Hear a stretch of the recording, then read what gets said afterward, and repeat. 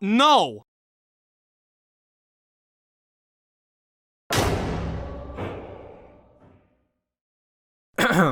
Under the Shadow was a Qatari and Jordanian film produced by UK and directed by an Iranian-born director who also made Wounds with Armie Hammer and Dakota Johnson a year ago, which I'm not the biggest fan of. It was now on Netflix, so you can watch it right now. It was British's entry for the best foreign film at the Oscars of that year, but was not nominated. Under the Shadow was set during the War of the Cities between Iran and Iraq during the mid to late 80s. The tension was high, the characters experienced air raids every once in a while in the film, so they would hide in a basement. We follow a mother who used to be a medical student and her daughter who are left alone at home when their father is drafted. As the city of Tehran, where they live, is escalating into a war zone, there seems to be some kind of evil entity haunting their house. Walking into this movie, I was almost questioning if I'm watching the right movie because the first act of this thing did not even hint at anything remotely suspenseful. There's not a hint to the audience that they're watching a horror film because the first act is solely interested in setting up characters,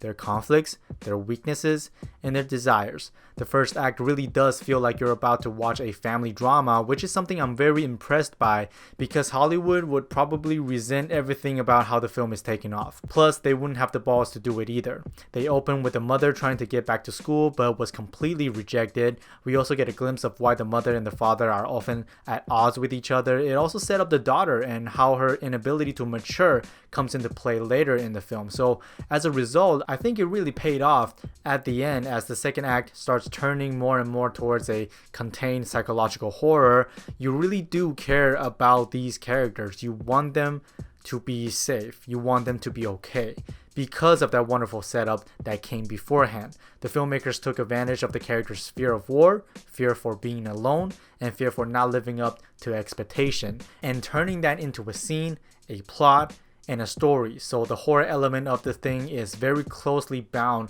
to the character web and everything happening on screen. The scares are subtle, it's loud when it's needed, and the editing makes everything tasteful. The performances are all very good. The cinematography is mostly handheld, as was Wounds, I believe, in my memory that is. Giving it this at the moment feel and sometimes grimy look to the film, it works specifically because of the semi-bottle nature of it. We pretty much never leave this apartment building for the entire runtime, so you're really trapped with them. There are symbolism in the film. The daughter character has this doll. She needs to have it with her at all times, and whenever she doesn't, she panics. In my opinion, there's a parallel to the relationship between the mother and her. However, it does become a little repetitive in the second act because a good chunk of it is them trying to find the doll and they don't, so they argue. The film also tried to bring this mythology into the mix, a spirit or some sort of demon called Jinn. Having this folklore theory in the story maybe kind of felt a little out of place, even though it's offering the viewer something to hold on to and giving the thing a religious spin. It really could be because it was lost in translation, it just didn't connect with foreign audience.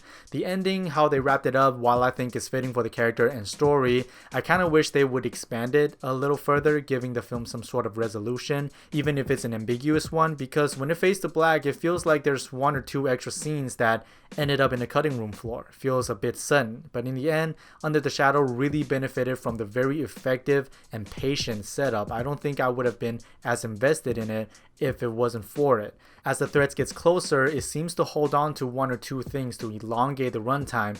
However, I do very much enjoy the contained aspect of it, making the characters truly alone and helpless. I'm thinking a decent to strong B on this one.